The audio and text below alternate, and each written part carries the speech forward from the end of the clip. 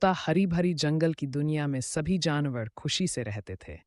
एक दिन एक लाल रंग का चुलबुला तोता पिक चमकचमाते फूल के पीछे उड़ता उड़ता बहुत बहुत दूर निकल गया।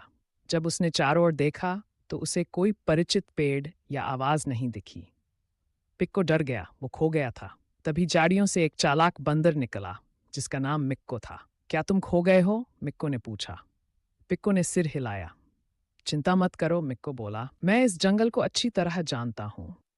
दोनों दोस्त बन गए और पिक्को का घर ढूंढने निकल पड़े। रास्ते में उनकी मुलाकात हुई एक बूढ़ी कछुआनी तुला से। तुला ने कहा, नदी का रास्ता पकड़ो, वो हमेशा किसी खास जगह ले जाती है। अब पिक्को और मिक्को नदी की तरफ चल पड़े, उम्मीद के साथ। नदी के किनारे चलते हुए पिक्को और मिक्को को मजा आ रहा था। मेंढकों की टर्राहट और जगमगाते कीड़े रास्ता रोशन कर रहे थे। तभी नदी दो भागों में बंट गई। अब किधर जाएं? पिक्को ने पूछा। मिक्को सोच में पड़ गया। तभी पानी से एक मछली उछली और बोली, बाईं ओर जाओ, वो रास्ता तोते की पहाड़ी तक जाता है। वे दोनों बाईं ओर मुड़ गए। रास्ता कठिन था, लताएं पैरों में उलझ रही थीं और बड़े बड़े पत्थर सामने थे। मिक्को पेड़ों से झूलता चला और पिक्को ऊपर से उड़ते हुए देखता रहा। अचानक बारिश शुरू हो गई। वे दोनों एक बड़े केले के पत्ते के नीचे छिप गए। बारिश थमते ही पिक्को को एक जाना पहचाना नीला फूल दिखा।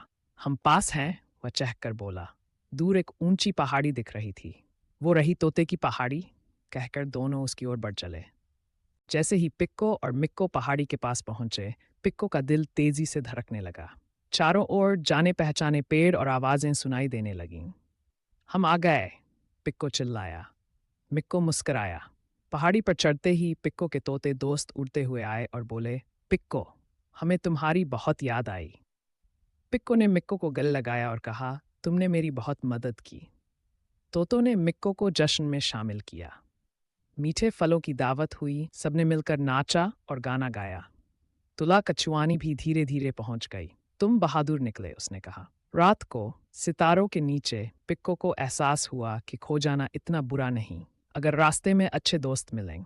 अब कभी दूर नहीं उड़ता, लेकिन उस जंगल की रोमांचक यात्रा उसे हमेशा याद रहती है।